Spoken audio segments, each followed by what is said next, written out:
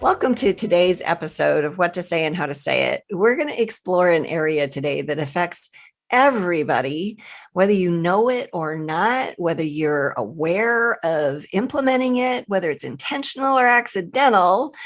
You're dealing with boundaries with yourself and other people, maybe dealing with them well, and maybe not so well. So today we're talking to licensed professional counselor Kyle Hargrove, and he's got some experience with this particular topic. Kyle, bring us up to speed. What's what with this topic?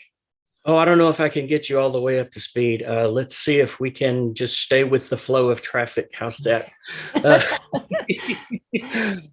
Boundaries are one of those things it's ever evolving. They're ever changing, and it's kind of like changing the oil in our car, putting new tires on our car. It's like I already did that, but then you have to kind of go back and do it again. And I'm not talking necessarily about the same boundaries. I'm just talking about the boundaries that we look at in our life and based on our circumstances and the environment that we live in and the relationships that we have. The boundaries that are needed change. Very true. Yeah. When we start people in any of our courses, we have boundaries that we put on what's called the basics, which means I'm going to take care of myself. I'm going to drink water. I'm going to sleep 7 to 9 hours. I'm going to exercise. These are boundaries around my behavior and how I take care of myself. But then the behavioral thing about how am I in a relationship, that first one is I will not participate in conversation when I am emotionally upset. There you go. Or make important decisions. Good one. Yeah. Yeah. Yeah. A lot of people struggle with that. They think boundaries are something you put on somebody else. So how would you explain what a boundary is, what it's not, to somebody that's kind of new to this concept or been terrified by them? Well, and it's good that you asked that question, because I think it's good to lay some groundwork around around boundaries. When I talk with people about boundaries, one of the first things we do is say, we need to do what you just said. We need to determine what boundaries are. But as specifically, we need to make sure that we're very clear on what they're not. So we've probably all used and even evolved over the years in terms of how we describe boundaries. Because I know when I first started talking about boundaries, I'd talk about fences. I would say, fences are there for a reason. And it's either to keep something out or to keep something in. And boundaries are that to a point. But what boundaries aren't is the erection of a wall. That's a good point. Because if we erect a wall, then we isolate ourselves or someone else. I mean, it just depends on which way that wall is pointing. And it's imperative that our boundaries take things in a forward, progressive direction rather than stopping it altogether. If we need to end the relationship, then let's end the relationship. If it's not a healthy one for us, or there's no way it's going to work, in a way that makes our life better, then sometimes we just have to cut people out, unfortunately. Well, that's easy to do when they're your employee, right? Yeah. Not so easy to do when they gave birth to you, you gave birth to them, you married them, they're your sibling. Talk about that for a little bit, because some of those relationships we expect to move forward. We expect to progress in those. And so those are where boundaries are definitely appropriate and needed. And I think that I can probably solidly say after 30 years of doing therapy with people that the people that complain the most are the least likely to set and hold to their boundaries. They everything bothers them. Everybody bothers them. They just don't like things in general. And they're wah, wah, wah, wah. Oh my goodness, I think my head's going to explode. But people like that. But they are typically the last ones to say, I'm going to take care of myself and I'm going to put some positive energy into my relationships by setting boundaries. The reason they don't do that, I think a lot of the time, is the awkwardness of setting a boundary with another individual is hard to see as something positive. Well, that's because you usually get conflict, right? When you do that, people don't like to be told no. Right. boundaries come as a result of some level of conflict or change. Yeah. Yeah. Yeah. So we use the Big Five personality index. I love that thing so much. Dr. Jordan Peterson was talking about that. He says that if you're highly agreeable and if you're highly conscientious, that's a potential recipe for being a doormat. And what we've seen is people that are like that typically don't have boundaries and also typically cross others pretty easily until they're caught, and then they're agreeable and they stop, so it's just kind of this really codependent, not so fun dynamic going on there. Yeah. What do you think about that?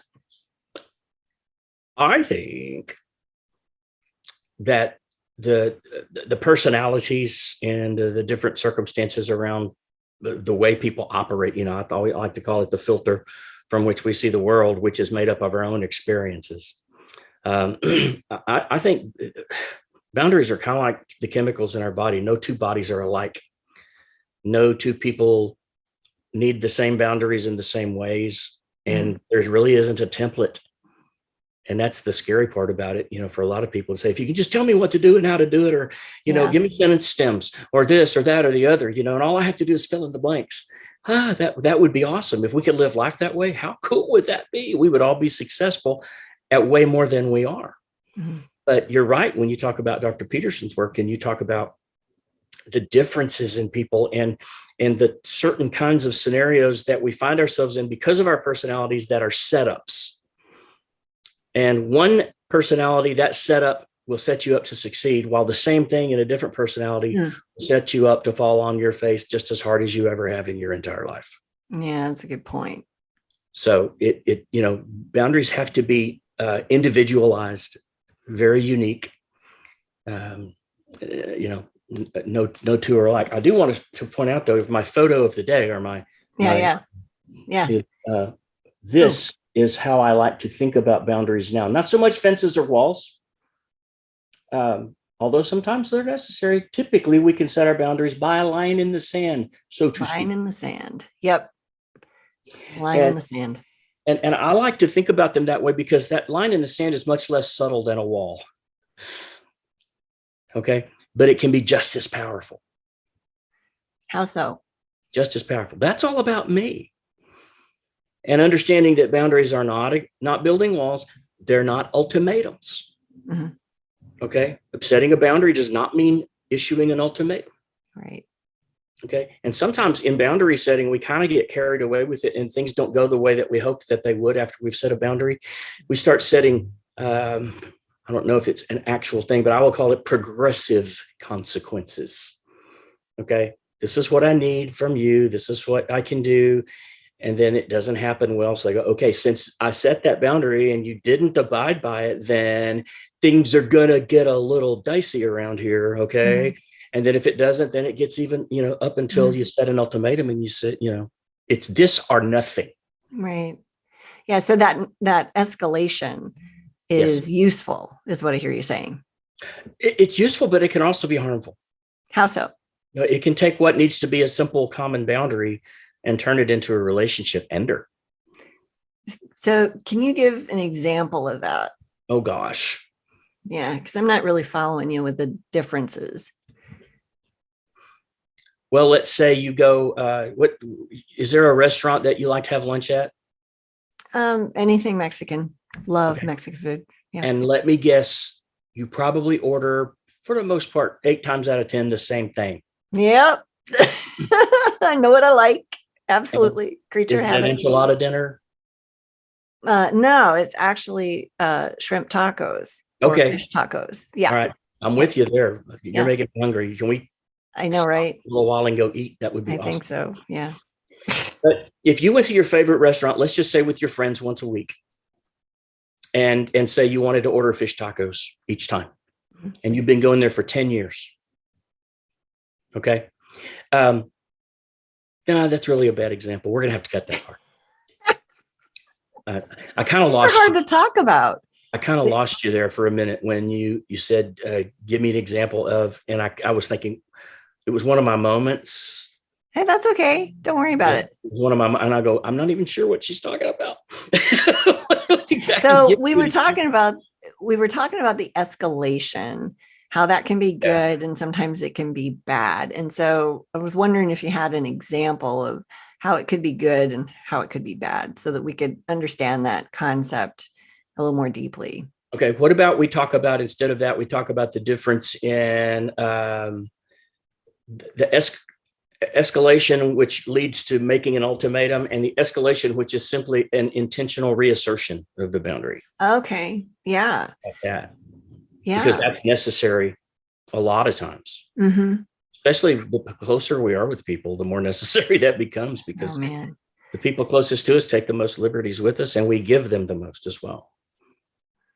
Yeah. So how do you know which to use where? Well, I think probably in less intimate relationships, it's okay to use the escalating thing on a little more intentional basis, because you don't have as much to lose, and I can be here or I can be here. And if you can't help me with what I want, or give me what I need in terms of this boundary, I'll go somewhere else and find someone who can. Mm-hmm. Okay. Not so much the case in a family relationship or a marriage. Yeah. Yeah. So I think the more intimate the relationship, the more we want to turn toward an understanding of sometimes boundaries, even those that have already been set, find a little fine tuning necessary. They might need to be reasserted. Mm-hmm. And I think that sometimes people think, because I'm having to say this again, it was a colossal total failure. Right. And that's not necessarily the truth. When we're setting boundaries with people that we're close to, people we've known for decades, with our kids, our brothers and sisters, our parents, or our spouses, there's a lot of relationship that has been built up that happens in certain ways. We tend to give more and accept things we wouldn't accept maybe from other people, from those that we're closer with. And then other people tend to push on us a little bit the closer we are. And they've learned to do it, and they've spent years and maybe even decades doing it. So when we come to a place where we say, I'm going to draw that line in the sand, and I know that it's been this way to this point, but right now what I need is for you to stay on that side of this line in this area. Mm-hmm. Or from now on, what I need you to do is respect this about me. It takes a while for people to learn that. Yeah, it really does. And they may remember, they may just forget. It's because things are such habits. It's so hard to break those habits and those ways that we just become accustomed to doing things and doing life. And sometimes when we've asked for someone to respect a boundary, they'll do it for a little while and they'll kind of back off of it. And it may be perceived by us that they don't care, but there are probably a dozen other reasons that it could be. We have to be willing to go back and reassert the boundary. All right, you did good. Who's the good boy? You did good for a while, but now I'm feeling like it's not being recognized anymore. Well, and I think it's human nature to do the least amount that we have to. And if it's not consistent, we think, well, this is working, so why would I change? Why would I do something that's challenging for me? Exactly. Just because this person wants XYZ or whatever. I know when I was, my kids are all grown up right now. So, but when they were living here as teenagers, they didn't have their cars early in the driving experience, right? So they're borrowing my car and they're putting the keys back, or they don't get to use the car. Because if I have to look for my keys, that's your problem. It's my problem. Your problem. That's right. Yeah, it's my problem for a moment, but the next time you want to borrow my car, you're going to get a, hey, you can use it, but you didn't put the keys back. So next time, as you use it, you make sure you put the keys back, or you're not going to get it again. And invariably, just how long our memories can become. I know, right? I can remember that for a long time. Well, and I have a short leash for that kind of stuff. Because I don't want to try to remember anything. I just don't. And then after you have the consequence of, no, you can't use my car, then the kid's like, well, what am I going to do? That is also not my problem, which sounds so cruel and horrible. But the reality is, I'm not here to help my children have an easy time. I'm here to help them learn how life works. Right. Yeah. So, and then the other piece of it is, having the repentance, because if they're going to be stinky and mad at me about something they did, which I think is what that is if they don't follow the rules that I've got, and then they, expect me to, just give them my car anyway. There's got to be some kind of outcome there relationally, or they're not going to get to borrow my car again. For most of my kids, it was, you're right. I'm really sorry. I shouldn't have done that. I was inconsiderate. And so, yeah, will you forgive me? And then it was, so can I borrow the car? Right. In the next sentence. And the answer was, I really appreciate the apology. I forgive you. And no, you can go, but I don't feel like giving you my car today. Yep. And, maybe next week, if we're respectful around some things, then we'll see if I feel like giving you my car, which sounds, terrible, but they need to learn that somehow. They do. And, as long as it takes us, I know for me, sometimes it takes a long time for me to recognize the need to set a boundary. Because I don't want to be seen as that person that just always saying, well, it's all about me. Mm-hmm. I don't want people to perceive me any way other than just good old me. And so if I have to go in there and reestablish something or establish something that hasn't been there before, some type of a parameter, it's hard for me to do that sometimes. But as hard as that is to create a boundary for something that's good for me, mm-hmm. not everybody sees it that way. Right. Because they not see everybody it as not sees good my for that. Good boundary as a good thing. They look at it from the other side and say, well, yeah, I can see that that's not good for me. Mm-hmm. It's good for you, but not, I don't, Yep.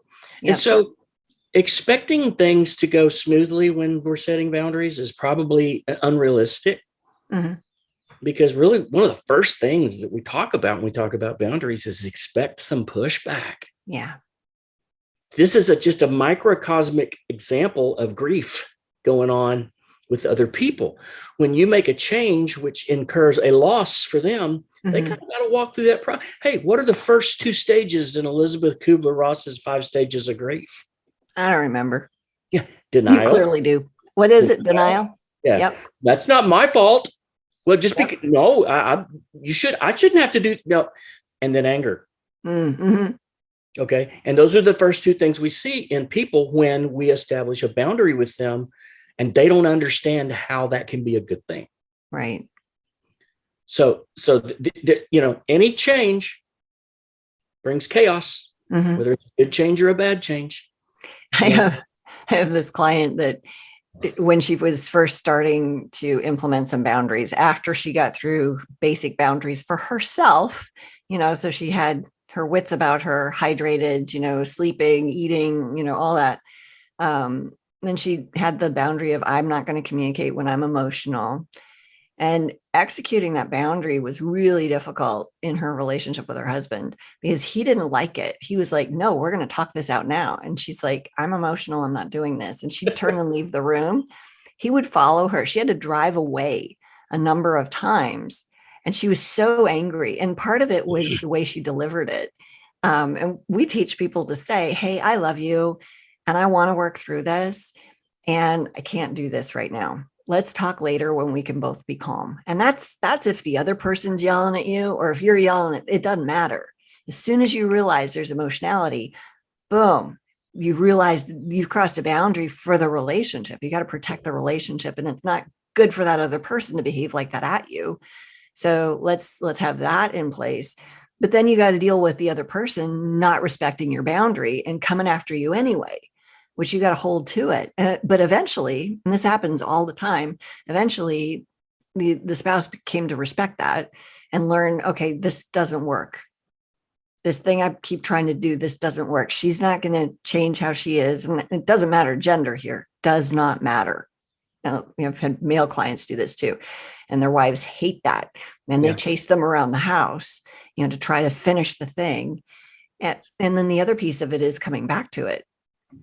Because you don't just leave it hanging out there because that damages a relationship too. Yeah. And there's so many messages that we send with our boundaries and how we handle them. I know a lady who was the victim of a vile, horrible stalker. Mm. And in the process of trying to break away from this scenario and make it stop, he would call. And one night he called 32 times in a row. She was setting the boundary, contact me. She finally got so frustrated that she picked up the phone and said, "What?" And I don't even remember how the conversation went after that point, but she taught him something in her actions. She taught him that it takes 32 calls to get you to pick up. Yep. That's what she taught him. Mm-hmm. And so do you think he stopped? Nope. Nope. He just worked his fingers out just a little bit more, and hit and let his fingers do the walking. So there, we have to think through what we're going to do before we do it. Boundaries can't be something that we just pop, what, I need to draw a boundary here. And I think it's something we need to think through a little bit more before we actually move forward to it. At best, boundaries come on the heels of a conflict. Yeah. Okay. When I say at best, I say that because more often they come right in the middle of it. Mm. People begin to see the need for it. And sometimes other things need to be developed and worked out before we set boundaries that we're going to expect other people to abide by and respect. Mm-hmm. Because I don't know about you, but when I'm hyped up in a conflict, I'm less likely to cooperate. My brain is useless in those moments. I shouldn't inflict that on anybody. You talked a while ago, you made the statement of someone saying, I'm not going to communicate when I'm emotional. Mm-hmm. I think most men would say, how about we not emote when we communicate? Sure. Let's just however, keep that, and that'll keep everything level. It's not how we work. Right. Yeah. And it's okay to have a little bit of emotionality, but if I'm losing control and I'm saying horrible things to you, somebody needs to stop that. Yeah. It'd be a great thing if I could stop myself, but I'm the worst person I have to lead. And so when I'm hyped up on something, if I'm triggered, I'm not even going to be aware of it. And so having that as part of a family culture where even the kids can say, hey, code red, hey, time out. Well, that's what we call a shared boundary. And that's we've talked on this podcast before about a pause on purpose. Yep. About saying, what, when things get to a certain place, somebody has to be the responsible person to say, time out. Yeah. Time out. And what that is, it's a boundary. It's a shared boundary. Okay. It protects us all from mushroom cloud, explosion that is working its way toward happening. And so boundaries, we see them in lots of different ways. Mm-hmm. Sometimes they're lifelong things. Sometimes there's something for the moment. Sometimes they're temporary. Sometimes they're permanent. So you see people try to put boundaries on other people's behavior versus it being around their own response. I can leave a conversation. I can say, you can't talk to me like that, but that's not useful at all. And that's trying to put a boundary on somebody else. But I can say, hey, I love you and I'm not able to do this right now. Mm-hmm. Let's take a break till we can both be calm. And then I leave. That's me responding in that situation. And then me choosing to come back. Those are all things I'm doing. But a lot of times you see people try to say, well, you can only spend this amount per month, or you need to give me these receipts, or you need to, account for how much time you're spending gaming or whatever it is to me. You can only do this. How do you get somebody to shift out of that mindset and focus on what's my response to that stuff that isn't useful to our relationship that the other people are doing? Well, they've gone from setting boundaries to being controlling. Yes. Thank you for saying that. Yeah, that's a great way of putting it. That's not a positive, beneficial thing for anybody in the relationship. Now you're trying to control things. Mm-hmm. And I don't know a person on the planet who's going to say, sure, okay. What you say here? Yeah. That's just a huge, huge taking the concept of something good and flipping it on its ear and say, I'm going to call it this, and it looks like this and it smells like that. But in the end of the day, that's not what it is. Right. Yeah. Yeah. And I don't know about you with your people, but I see people sometimes have, as they become more confident and aware of their identity, less insecure, if you will, they don't need as many boundaries in the same way that they did when they were terrified of everything. Mm-hmm. They're able to, handle some conflict. So they don't need to stop all of it. So some of those things need to shift, like you were talking about. Yeah. How do people know when the boundary needs to shift, and how do they handle that relationally with somebody? Well, it's different.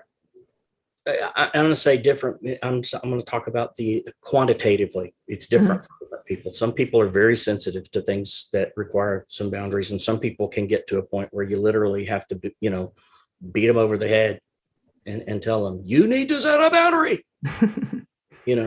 You're not standing up for yourself at a point. But remember, you said when they become less insecure, the insecure person is the fearful person. It's the worried, anxious person. Okay. And when we're afraid, we need to put up a shield until we know we don't have to be afraid. And so boundaries are easy for that insecure person to set up, or at least to establish verbally. Whether they follow through with them and expect people to keep those boundaries is a different story. But again, I have to shift how I talk about it, because I've gone away from the wall and the fence. But to go back there for a second, the higher the wall, of a boundary, or the higher the more the more it takes for a person to realize they need to set a boundary. I think the bigger of a process it is, and I'm going to presume most of those boundaries are for about pretty big decisions, pretty important things in their life. I'm not saying life or death, but I may be saying make it or break it. Right. Where interaction and relationships are concerned. Other people they're very sensitive to not being respected or not having their wishes taken into consideration. And they will set boundaries, at the drop of a hat. And those people are usually pretty good at it. And it's the thing like this.